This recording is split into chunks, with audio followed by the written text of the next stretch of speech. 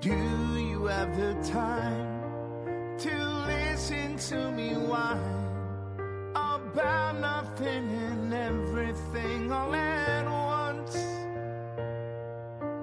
I am one of those melodramatic fools, neurotic to the bone, no doubt about it.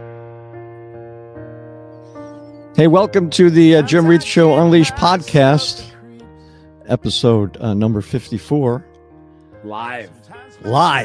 I'm here. Producer Bill is here, obviously. And we are live. I like this. And I like the fact that it looks so good and sounds so good. Producer Bill, you did a wonderful job, man. It's good. It's fun. And you asked the ultimate question today when we were here earlier. Can I do this from home? Yeah, can I? I can too, right? You can. I'm not, but I like coming here. I like coming to the intersection. intersection. Like oasis for a little bit. Yeah, and we yuck it up and talk about all kinds of stuff. It gives your other half a minute without you. Yep, which she appreciates highly, I'm sure. All right, so our Yahoo of the week this week, I had some stuff written down, but I changed it because of some information that has just come in to the Inner Sanctum. The owner of the Doggone Inn in Manlius is our Yahoo of the week. She evidently got in way over her head, and that resulted in the death of at least one dog and the mistreatment of others. And she ran a place that I don't know what was going on. She left the dogs alone for 20 hours a day, 23 hours a day. She'd go in for an hour. They have it on camera. They have it on the next door business's camera. She comes in 1 hour a day, leaves. And dogs are in all by themselves. No. Oh, by the way, you have to pick up their feces. Okay. You can't leave it in their play yard an inch deep. So that's our Yahoo of the week. She's been arrested and it's been closed down. Now, our good news story of the week, the good guys of the week, obviously the Democratic Party in this country, they swept the elections nationwide, locally in a way that I've never seen. And I'm old, so that's a long time. I used to cover the legislature back in the 80s and 90s, and I've never seen anything like this. You were in your teens the last time it happened. Yeah, I was 17, right? 50 years ago. Yep. I was out of high school. Let's see, I was 17. No, I was 18. Because I had just turned 18. If it was 50 years ago. So it was just amazing to me that the Democrats took over the ledge the way they did, because they were down 12-5 going in. Now they're up 9-8, right? Is that what it is? 9-8? Yeah. I spoke to somebody in the know. I'm not going to say who it is. All right. But I said, what was your inkling? And he said he was 100% sure Chad Ryan would win. He thought Elaine and Ellen were good choices, but Greg and Jeremiah were the ones that floored him. Okay. And who are they? Who'd they beat? I don't have that. All right, I have to see that. Yeah. I'm sad that Julie Abbott lost. I like Julie, and I thought she did a great job, but she was swept out. I'm sorry that Sean Fiato lost. Sean's a longtime friend of mine. She was just appointed not too long ago, correct? Yeah, but she went against Chris Ryan. And so you're going against a family machine there. So it's no surprise that she lost. I'm just sad she did. I like her. She's a great woman and has really done a lot for the neighborhood that she's in. But she's out, and the Democrats are in. So this is going to be interesting. We're efforting Ryan for maybe next time. And I want to know how he's going to work with a Democratic legislature and a Democratic mayor and a Democratic common council. That's pretty interesting, especially the legislature. I think, he has a good relationship with City Hall, certainly. So I don't think that'll change. But the legislature thing is certainly going to change. Now, you also have new people coming into office, right? So that's really something to keep an eye on. They need to get up to speed quick because there's a lot of stuff going on in this county. So you need to get up to speed right quick and start to work. And there's a lot of stuff with everything going on in this county. There is. Crazy. It is crazy. And we've never seen anything like this. And people, when it's done, which may be 10, 20 years with Micron and all that, when it's done, it will transform the area, completely transform the area. Although, years and years and years ago, there used to be 50,000 more people living in Syracuse than there are now. So that was also interesting. But the infrastructure's done. We're all cooked. DSG label. Well, they can make. Yeah, you can comment right on really? wherever you are, and it comes to me, and then Okay. I can throw them to you, and that's our first. Syracuse and Onondaga County and New York State and New York City are cooked. The libs, they're coming after everybody. The inmates run the asylum, he says, or she says. All right. That's your opinion. Hey, but that's what we're here for. That We'll see. We'll take all opinion. We'll see. Yes, we will take them all. I got rid of most Trumpers on my personal Facebook page, but I won't get rid of anybody on the Unleashed page. No. And my personal page is different, but I left some. I have some friends who are Trumpers, and we don't talk about politics. Now, speaking of politics, I had the opportunity to speak with our Congressman, John Mannion, and he certainly has a lot to say. So let's get right to it. For the Democrats, locally especially, but nationwide, very big night for the Democrats. So the biggest question for me is, does this move Republicans into at least negotiating on reopening the country? Well, that's a great question. We're in a new normal in that the Speaker of the House and Senator Thune, Majority Leader of the Senate, although to I think a lesser degree, is really taking their marching orders from the president. So if the president directs the Speaker to not negotiate with Democrats, and historically, traditionally, functionally, there's certain guardrails in there which really force negotiation, which is good for the country, obviously good from a bipartisan standpoint, then we're not going to accomplish anything. And here we are, over a month into the longest government shutdown ever. So I've heard some rumblings, and what I knew from Inauguration Day was that these actions where I live my whole life in central New York were really unpopular. And there's a whole list of them, and I could rattle them off. But, the most recent, taking out the East Wing without really asking permission or going through the process. People love the White House. Again, appropriated dollars. That's one of those bipartisan guardrails where through the appropriations process, we make sure each side talks about what are the priorities for the country. We don't have Hunger Games of red and blue districts or who represents them at that point in time. And we've gone away from that and basically ceded our power in the House because of the Speaker not showing any resistance to the president. So listen, we've got to be hopeful. I was on a call earlier today with our side, and this was, again, I guess I would say reiterated that in this kind of environment, how do we get things done? We need both parties and both houses, 4 people: Jeffries, Schumer, Thune, Johnson. Get them in a room. Nobody's going to get everything they want, but we know we got to open up the government, agree to what they're going to agree on that is reasonable and logical, and like these ACA tax credits, help not just a lot of Republicans, probably more Republicans than Democrats, and more Republican states than Democrats are on the ACA plan. So, and then come back to us and go, listen, we did the best we could. We're 35 days into this. We got to support this, and let's move on. That's not happening right now. And I know that Leader Jeffries and Minority Leader Schumer sent a letter today to Trump to basically say, give the blessing for these 4-way conversations. And I hope that happens, because I just visited a center locally. They've got a fantastic foster grandparent program working with kids that are preschool age and above in the Syracuse City schools and in some of our Head Start programs. They get $4 an hour for a stipend. They don't do it for the stipend. But in my conversations with these foster grandparents, their home heating, their HEAP that they need, and their SNAP for nutrition assistance, they're terrified. And, we can't be playing around. We got serious problems. So I know I'm ready to not only negotiate, but concede a lot of the things that I want. And let's have an agreement. Let's go vote. Let's open up the government, and then we can hash out the other things. Well, I think the longer this goes on, and I think it's been proved already, the longer this goes on, the angrier people are going to get, because the more they're going to be hurt.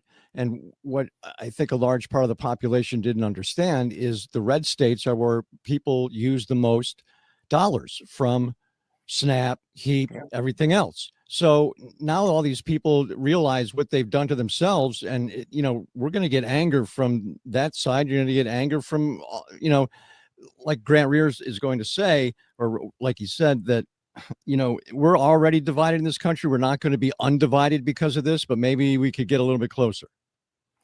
I hope so. I certainly didn't run to just, beat the drum of Trump's bad. We got to stop this. This is an abusive action. This is a violation of the Constitution. I don't want that. In fact, when I got elected, I said, I wish for the country's success. And therefore, I do wish for the president's success, because I don't know when we've been a successful country and the president hasn't done a good job. So you're right about that.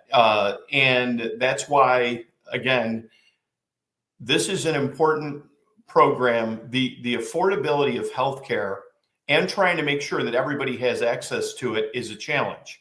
So we have these Affordable Care Act tax credits. We have Republicans in the House who have said, I think it's a good idea to extend these. So we should do it. And do we have to have a longer conversation about healthcare? I think more people are thinking about it than ever before. But if you just look at the map, we in New York State, for a number of reasons, our private health insurance and some of the state plans, like the Essential Plan, are pretty good plans. And as a result, we don't have as many people relying on those ACA programs, although we do certainly have some. And the numbers of what the increases will be more outside of the state than in are astronomical. And that's what I mean. I'm fighting for the good of the country here. But I know, because I spoke with the hospitals and I spoke with some of these insurance plans, not last week, back in March, when they said, you got to extend these tax credits because it's going to impact our revenue stream. It's going to impact everybody's premiums. And we got actuaries figuring this out. And we're going to have to make adjustments so that we can make sure that we can provide the coverage that people are paying for. Yeah, I'm with the Democrats on protecting healthcare at all costs, especially Obamacare. It's been a roaring success. The two visuals, I think, that really turned off the American people are the one that you mentioned, the visual of the cranes, just knocking down the East Wing of the White House. It was just terrible visual. And then, we've got ICE and troops on the streets grabbing people right in broad daylight on the street. Half the time it's the wrong person anyway or whatever, and really violent, with the masks and everything. Those are the two visuals, I think, that have turned the American people off completely, and even his supporters completely. It's so ham-handed. And I've talked about this before, that he's got this ship of fools around him. So I think that people are not only angry at Donald Trump, they're angry at the people around him. Absolutely. Listen, I know we can talk about John Bolton or Kelly or Milley. The list goes on and on and on. I may disagree with them, but they put the country first, and their advisement to the president was the right thing and often the legal thing. I will stay on what you said about ICE, which is, we've always had immigration enforcement. We've always had deportations. What we should not have is federal law enforcement that covers themselves, doesn't identify themselves, and doesn't provide any identification. And the argument will be, well, these are dangerous jobs. That's true. These are dangerous jobs, but they have the entire weight of the federal justice system behind them, just like other law enforcement does. And if we were in the city of Syracuse or, the town of Clay, and we interacted with Syracuse PD or a sheriff or whomever, they would identify themselves. And therefore, I know I'm dealing with an actual law enforcement member of law enforcement that has the authority to do things within the bounds of my rights and the Constitution, of course. So we're supposed to be the good guys. When you watch what's happening in some of these cities, you go, that doesn't seem like we're the good guys. Everybody should be entitled to due process. And we've heard, and my office has dealt with actions where people were not provided that due process. And an argument can be made, because I hear this from Trump world too, which is like, well, they don't have due process because they're not here legally. Even if they're here illegally, they get due process. And how do we know if they're here legally if they're not provided that due process? And on the East Wing, again, we've got some pretty serious times here and serious conversations. But what I did not expect after I was elected and got to tour the White House was running into Flavor Flav in the White House. And I was immediately trapped in my own enigma, or my question of, how do I address, is it Mr. Flav? Is it Flav? Is it Flavor? He was great too. He was great. And I think you just say, sup. What's up? What's up? Yeah. And like people will ask me sometimes, is it okay if I take a picture? I said, it's okay if I take a picture. We took one. And I don't know if I was in the East Wing or not, honestly, because I was a little overwhelmed with all of it, not just Flavor Flav. Well, that's a great story. Thank you, Congressman, for your time. We'll do this from time to time, obviously, because there's still a lot of tough stuff to talk about. And we'll see if this does, in fact, have an impact on the shutdown talks. Thank you again, as always. Thank you so much, Jim. There you have it. If I met Flavor Flav in the I got me some Public Enemy right here. If I met Flavor Flav in the I'd get a picture with him. I would love it. That's funny. That was a great story. All right. We have a guest that's been waiting. So Yeah. People queue up for us now. They're in the queue. That's right. We're gonna add him. We're gonna add him to the stage. Dustin Czarny is Onondaga County's Democratic Election Commissioner. Dustin, how are you? Oh, great. I'm always happy to queue up for you, Jim. Thank you very much. And we appreciate it.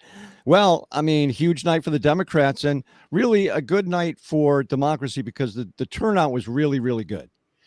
Well, yeah. I mean, we had about 30% turnout in Onondaga County, which isn't great, but Democrats turned out way more than they did 2 years ago in 2023 or 4 years ago in 2021. Just a big turnout for Democrats. Republicans, not so much. Wow. So that's going to be the story, I guess. And a couple of people have already said that it's all about turnout. I think every election is all about turnout, but you're talking about local elections when turnouts are usually smaller, the margins are smaller. But some of these, I mean, there were upsets all over the place, Dustin. I've never seen anything like it. I've never seen anything like it. And, props to the Democratic candidates in Onondaga County who worked their butts off. And I take nothing away from them, because just raising your hand and saying, I want to run for office is important. And a lot of these people ran for office thinking they were making this decision in January of 2025, right after the Trump win, thinking, I got to do something for my community, even if it means I'm going to lose. And now they've won. And that just goes to show, it's the Theodore Roosevelt man in the arena speech, right? I mean, it's these are the people that are putting forth their effort, volunteering their time, most of the time not getting paid or not getting paid a lot, and just to be able to serve their community. I'm so proud of all of them. So what do we do now about the Cicero Supervisor's race? What happens there? So that's very close. Rob Santucc is up by about 0.6% right now outside of the hand count. So we have about 200 or so ballots that could be received in that race. They have up to 7 days. There's about 40 or so ballots already here. We're getting through the affidavit ballots, ruling them good or no good over the next few days. So about Monday, we'll kind of know what ballots are left to actually count. We'll count those on Tuesday. And then if Rob stays above 0.5%, he'll be elected the winner. If he's under that, or it flips somehow, we'll have a hand count where all of the ballots will be hand inspected by Board of Election staff with party observers to make sure that we have an accurate count and the right person is a selected winner. So in this day and age, and the way the ballots are filled out and put through a machine or whatever, how much error do you find when you do a hand count like that? Well, that's a great question. Onondaga County has kind of become the king of hand counts. We've had 90,000 ballot hand counts. Your previous guest, John Mannion, when he was running for state senate, he won a race with 130,000 ballots by 10 votes, which is amazing. That is amazing. And that was 2022. And then in 2023, Emily Essie, now Emily Bersani, she won county clerk by about 400 votes. So we had a hand count both of those. And what we found was the machines are incredibly accurate. They really are. What you miss in a hand count is if somebody circles the bubble instead of fills it in. Yep. So that's what the hand count is for, is to get that voter intent that is obvious that the machine may not pick up because usually the person doesn't follow the instructions, but we know why they wanted to vote and how they wanted to vote, and that counts. So if it's really close, we go through that. That's interesting. I didn't know that if you circled it, but it does show that you intended to vote for that person, really, right? That's right. Or if you sometimes write in the name in the write-in, but also fill it up in the bubble, that, because people get confused with, confusion voting. I like to call it the fusion voting, where a name appears multiple times on a ballot. People get confused with that. And the machine counts that as an overvote because they can't tell who you wrote in the write-in box. And so that's another one that might count as well. That's interesting. I didn't know that at all. What time did your day start yesterday? I woke up at 3:30 a.m. Got to the office at 4:30 a.m. I did not leave till 1 a.m. the next day. Wow. And then I had to get into and not just me, everybody in the office. Yeah. A team of 25 heroes and then 1,200 inspectors across the county too. So, and then we had to get up by 8 a.m. the next day. I got up at 7 a.m. to get to work at 8 a.m. To put in a full day. And now I'm here with you. So I think I'm going to pass out after this. I think that's my plan. The Celtics aren't on tonight, are they? They are, unfortunately. I'm going to try to watch it, but I don't know. We'll see how the game goes. So what's more exciting? Oh, now we've talked about this before, during, even Dustin was a song and dance man. I was. What's more exciting, opening night or election night? Oh, election night. I mean, look, I'm an old theater guy. I performed or directed in 100 shows. I love theater, but theater I get to do again and again and again over 3 weeks' time. Election, it happens once a year, and we got to get it right. And no election is perfect. We had small issues this election, like always. We one of the reasons we were there till 1 a.m. is because a stick that came back wasn't reading in the machine, and we had to work with our vendor to get it working because we knew everybody wanted those results. And of course, it was in the middle of Salina where there was a lot of tough races, and of course, we had to get those results up. But no election is perfect. But man, the thrill of watching results come in, the thrill of knowing that the system worked and that my citizens and fellow county residents are being able to have their voice be heard. That's why I don't do theater anymore. I got this. That's enough theater for me. That's awesome. All right. Thank you for your time, Dustin. I appreciate it very much. Go get some rest, man. I'm going to try. Dustin Czarny is the Democratic Elections Commissioner for Onondaga County. So I know what he's talking about, Bill, because election night used to be huge in the media business. Oh, I loved it. Oh, it was great. And way back in the day when I was still doing news, I would go out to one of the election headquarters. Everyone would go out to, we had one Democrat, one Republican headquarters covered, usually by anchors, me, and then usually Howard Modell, Christine Rogers, somebody like that. And then we had reporters all over the place, and it was exciting. It was really exciting. And even on television, again, it was very, very exciting. Now it's not so much, but I guess, but maybe in 2 years or next year, it'll be good. The midterms will be very exciting. Even the smaller, because I would go to I would always go out to whatever, headquarters at night to get sound or whatever for the show.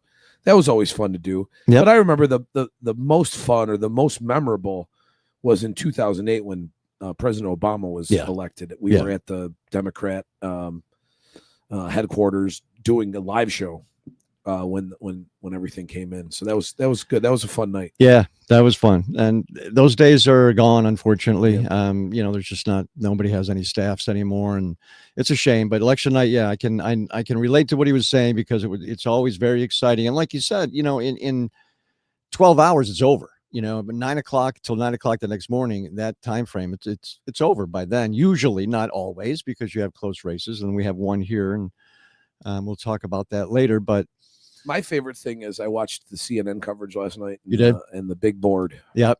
Where John, I like that guy. I can't remember. I love him. But yep. He's a geek. Yes. He's a geek, hitting numbers and everything. It was cool. It was cool. Have you seen the commercial? He does a commercial now for Really? He kind of makes fun of himself. Oh, cool. It's really good.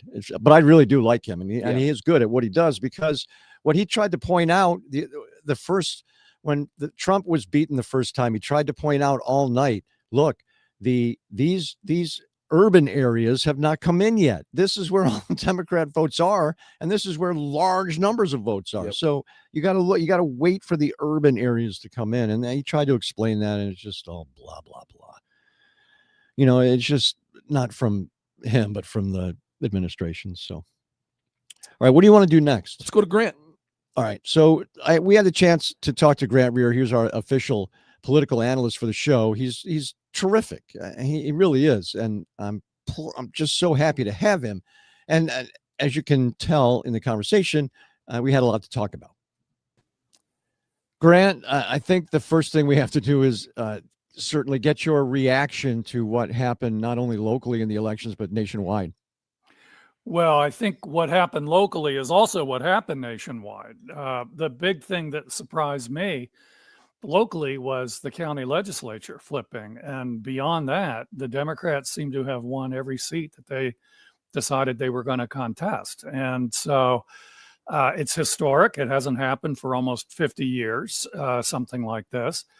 And it seems to be what went on across the country. So even though there was all this attention on the top races, the New York City mayor, the New Jersey and Virginia governor, Proposition 50 in California, I think it's the down ballot races that actually say the most about the future here, because when you get something like this, what it clearly indicates is that the election was a turnout phenomenon, and that Democrats were just a lot more energized to come out and vote. And that's across the country and up and down the ballot.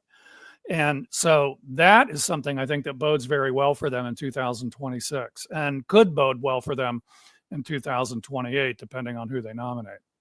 I agree completely with all of that. And I think that the Democrats have taken a page from the playbook of the Republicans by going very strong after down ballot, like you called it, and correctly, down ballot people. So you begin to build again from the ground up, and that's what Republicans did over the last 8 years. They really went, school boards and town supervisors and all that stuff, and now that's coming back around. I covered the legislature, the Onondaga County legislature, as a reporter back in the 80s and 90s, and I've never seen anything like this. That nothing like this on a local level has ever happened. Yeah, and it wasn't just the county ledge. I mean, you had other races around here. The Salina town supervisor, for example. Just a bunch of surprises. And so, I don't think that is voters changing their mind so much. I think it's Democrats being more energized to come out and vote, and Republicans being less energized. And of course, it reflects it reflects something about how people feel about the administration and what we've seen so far from the Trump presidency. It's got to reflect something about that. Oh, absolutely. Well. And it's not just, to me, it's not just Donald Trump that people are angry about. They're angry about the entire administration because he surrounded himself with a ship of fools. So when you do that, this is what happens. Well, and they're also spreading this out to the Republican Party generally. So, the really short term thing that I'll be interested to see, and this is super short term, is the effect that this has on the shutdown negotiations. Mhm. Democrats will feel emboldened, but at the same time, I don't think that means that what the voters were saying yesterday is they want the shutdown to continue. Right. And Right. so it'll be interesting to see how that plays out. It'll be interesting to see if the Republicans have any increased sense of urgency that they need to figure out a way to cut a deal, and then what that deal will look like. Well, I've always logically, thought they that, should. They should logically, Well- but they don't act logically half the time. So, I mean, it couldn't be clearer what the message was, especially during a shutdown. It's like, look, they've come out in huge numbers saying, stop the shutdown, change this around. We want a different direction. And if they ignore it, then I think it will carry over to the midterms. But, a year is, as you know better than me, in politics is a lifetime. So you could have any number of candidates cropping up for 26 even, and then 28. 28 is just, you don't even talk about 28 right now. But it just, my fervent hope is that Trump does not go off the deep end, even more so than he already has, and just loses it. Hopefully he's got at least some people around him who will prevent him from doing that, but who knows? That's my fear. Well, not to add to your fear, but I was reading Mamdani's victory speech, and he's got a line in there that really got me scratching my head, which was he said, I want to say something to Donald Trump, turn up the volume. And he had a lot of very eloquent lines in that speech. I mean, there were things in there that were Kennedy-esque, but at the same time, I was flummoxed as to why you would say that to him, because you're inviting him to declare all-out total war on the city, which he's quite happy to do, I think. So yes, we'll see how that plays out. Why poke the bear? Yeah, I mean, you could have just extended an olive branch, and he went the exact opposite way. That's right. Yeah, and the other thing I think that, if we're looking for silver linings for the Republicans in this, although there are not many, the other thing that might cause an issue for the Democrats is how they as a party interpret this victory. And so, or interpret this good night.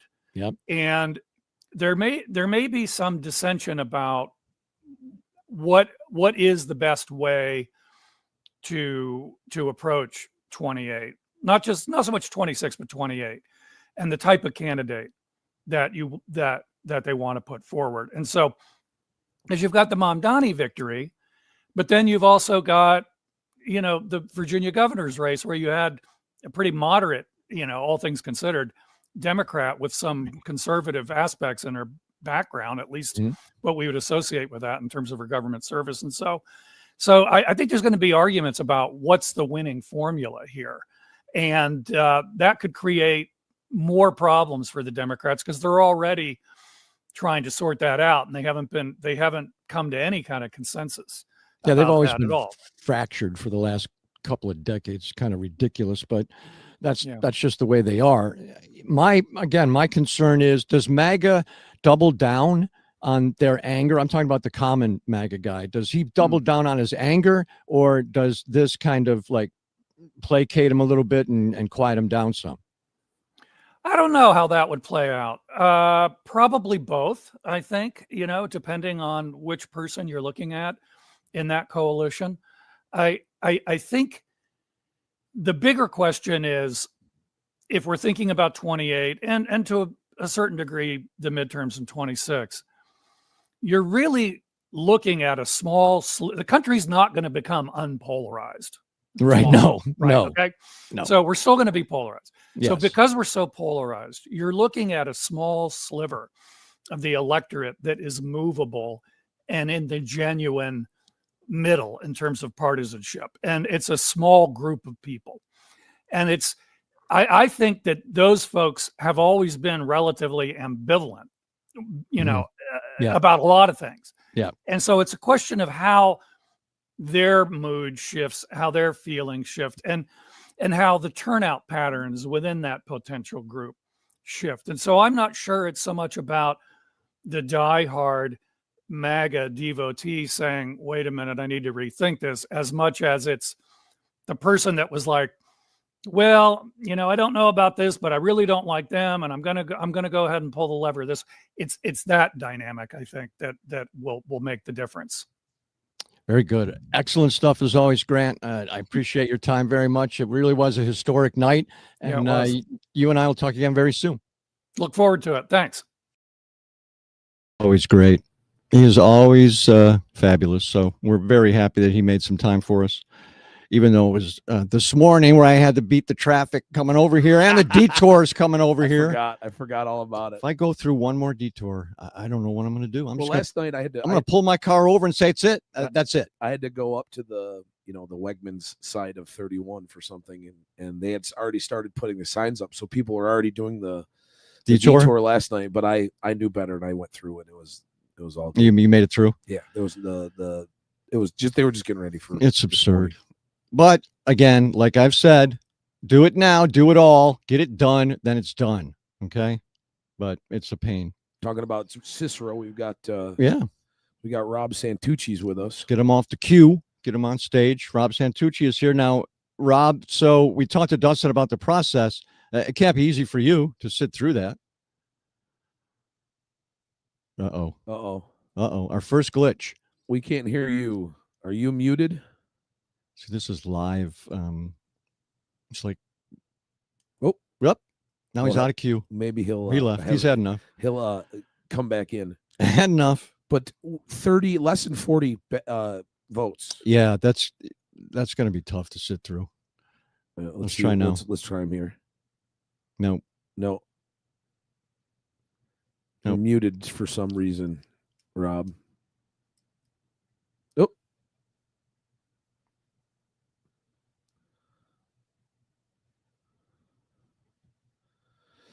Well, all right, let's move on.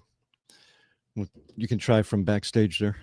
Yeah, that is weird. Do you know what's going on? It's got to be on his end. Yeah, because I have him up on our end. All right, so we have, Rob we'll get to him if we can get to him, if we can get him up, if we can get it working. But that's a tight race. But again, it's a red town going for a blue candidate. It's amazing to me, especially in this area. And I know Rob from a long time ago, and Bill knows Rob, and we like him. He's a good dude, and we hope he does well if he does, in fact, win. But, given absentee ballots and all that kind of stuff, who knows what's going to happen in that race. Let's try him. We're going to try him one more time here. All right, one more time. And then if not, we're going to come back. We're doing our regular time. Let's get him up here. Let's see. Yeah, it's weird. Really weird. Yeah. This got to be some kind of conspiracy. It's a conspiracy against poor Rob. There's got to be some kind of conspiracy. So we're efforting a few things for. We're going to go back to our regular time on Monday. 4 o'clock. 4 o'clock on All Monday. Right. We'll get Rob on 4 o'clock. Yeah, we'll bring up Rob on. We'll get him on Monday. We're going to have we're working on the mayor elect from Syracuse. Yep. We're going to work on the mayor now from Syracuse. Mm-hmm. We're efforting those. I still wanted to talk to the district attorney about what happened at Mercy. Absolutely. And that's a timeless story. So, yes. Whenever he's ready, we can do that. And we could talk to him about the end of the baseball season too. He's going to be great. Yeah. He's awesome. Yeah. All right. Well, that's sounds good. And there's other stuff that we have, in the queue, as they say. But sometimes people get shuffled around. I'll have an idea and throw it out to Bill. He'll put it on the queue, and then we come up with something better or something else or something more timely, and they get bumped. So I've got a bunch of stuff in the pipeline that we can try to do. And I have a friend, and Bill has a friend that has returned from a ridiculous cruise. And I want to hear about that. We're going to try to get him on soon. We have to record it now that we've figured out for those that really can't do it live. We can make it. Yeah, we can get him on. We'll figure it out. Right. And Definitely. then we got the official date for the Christmas spectacular. All right. It is mark this on your calendars. We talked to Julie. Everything's good. It's going to be live on the on the website for the tickets. Sunday, December 21st. Okay. Doors 2:00. Show at 3:00. Christmas spectacular. We're going to have some Christmas tunes. We'll have some newsmakers. Maybe we'll see if Marty Masterpole will sing a song for us. And only proceeds go to the 443 Music Collective. So please buy tickets this time. We didn't sell any last time. 10. We sold 10. So we need tickets to help them out. And we'll get those links. And there will be Christmas music, plenty of Christmas music. Hot chocolate, hot toddies. I like hot toddies. Great venue. Awesome venue. We love it. And we love Julie and the whole vibe. That's what we like. So have you seen anything new on television lately? No, I'm watching a lot of NBA. Oh yeah, I forget. I'm a You're big NBA guy. NBA guy. Yeah, I watch a lot of NBA. I haven't watched anything. No. What was the movie you said I got to watch? House of Dynamite. A House of Dynamite. That's right. Netflix. It's a Netflix original. Okay. It just premiered last week or the week before. Idris Elba, you said? Yeah. Yeah, I like him. It's got you know what? It's not bad. 76% on Rotten Tomatoes. If you no, that's good. I always 60 above is almost. Yeah. Well, you got kind of. You can watch it. Yep, definitely. I've watched a couple of movies that were like 20%, and they were brutally bad. Oh yeah, but there's some that are down there that are so bad that they're great. Right that you can watch them. Yeah. Radars at Fort Greely in Alaska detect a nuclear missile. The president and his entourage must use the limited time that they have to try to shoot down the missile before it reaches Chicago. 16 minutes from the time they see it till the time that it goes to the ground. Wow. How long they had. Wow. And the show or the movie, it's a movie. It's not a series. Yeah. Takes you through different angles of the people in the administration. Well, you mentioned it was like a Tarantino film. Yeah, how you keep going back. Yeah, I love that. And I like that in the different aspects. But that's what I watched. And then what's it on, by the way? Netflix. It's a Netflix original. Good. And then it is the 35th anniversary of one of the greatest television shows of all time, Beverly Hills 90210. Oh, here we go. This is going to be another geek thing, isn't it? And they isn't it? Does Zach's in on this too? Does Zach like it, Beverly Hills? I bet he would. He's a 90s guy. I can't do this. I never watched it. Never watched it once. So it's the 35th anniversary. So Paramount remastered it in 4K. Wow. So I've been. But that looks really good. I started it up, and now I can't stop watching it. I'm texting this. Are you a 90210 fan? Yep, I bet he is. So you two can geek out on this too. Oh my god! But it looks I bet it looks really good. Incredible. Yeah, I bet it does. I bet it really does. And going back and now watching it 35 years later. Yeah. So, it was the early days of middle school, high school for me. Mm-hmm. Almost every episode was like a after school special in the true. First season. After the first season, I got more of like the soap opera thing. But we've already, in the first season, there's drunk driving, there's possible breast cancer, there's homelessness, there's drunks. But you got to give them credit for taking those issues on. Yeah. And they did. And especially some of the issues that they took on teen drinking, teen pregnancy, that kind of stuff. I do give them credit for that. Yep. So that's what I've been. That's funny. Watching. And tonight I'm going to subject my wife to a very violent 90s Hong Kong movie with Chow Yun-fat. These are awesome. Those are awesome movies. The whole genre. He was in the Bluetooth. All right. Well, you want to try to get him on? Yeah. He had his Bluetooth. Who? Rob. Hold on. He had his Bluetooth connected in his car, so it was blocking the audio. Okay. Let's see if he's going to try to link back on here. We'll get him on. We're going to get him on. It's live. We're doing it live. Remember back in the day? I'll write it and I'll do it live. We played that all the time. Yes. Back in the day. Yes. Let's see what he says. I messaged Max and if he can get back in. I got the dots. Oh, he's got to. He'll see us Monday. Okay. Good. All right. So we'll get you on Monday. All right. Good for I had a fun night in front of the television last night. I like watching the election stuff. It was, yes. I did not watch it. I meant to, and then I was like, you know what? I'm not staying up till 11. I got to get up and go to Bill's house tomorrow morning. Oh, you got it very early. That's right. The thing is for me, see, I'm retired, so I don't have to be anywhere at any time. And when I do, I get annoyed. Okay, I had to be here this morning. That annoyed me. Now it was a good interview and it was worth it. But it's off my. I have a routine, dude. I'm old, so I have a routine. Well, And when I get off my routine, I don't is want it to get coffee? annoyed. Coffee first. I don't drink coffee Oh, unless it's got Bailey's in it. I like coffee with Bailey's in it. Now we're talking about something. well, now that we've figured out that possibly we can get you going at your place, if we need to do that kind of thing, If we need to do it, if we do a quick interview in Yeah. your home, That's last minute. Yeah. Because I like coming here. So the- even though it's a pain in the ass trying to get here. well, maybe in 2028, episode 212. We should be so lucky. That's right. All right, man. That's it for this edition of the Jim Reith Show Unleashed podcast. This is episode number 54. Very, very, very much. Subscribe. Yeah, explain to subscribe to Facebook. Here, I'm going to put this up on the screen. There's a QR code right up there. All right. Hit that. It takes you to all of our stuff. Just subscribe. That helps us. Go to Apple Podcasts. Go to Spotify Podcasts. Go to all the podcasts. Give us a rating. Give us a review. Hopefully a nice one. But that helps us get the word out. Awesome. Take care of yourselves, okay? God willing, we're all back at it next time on the Jim Reith Show Unleashed podcast.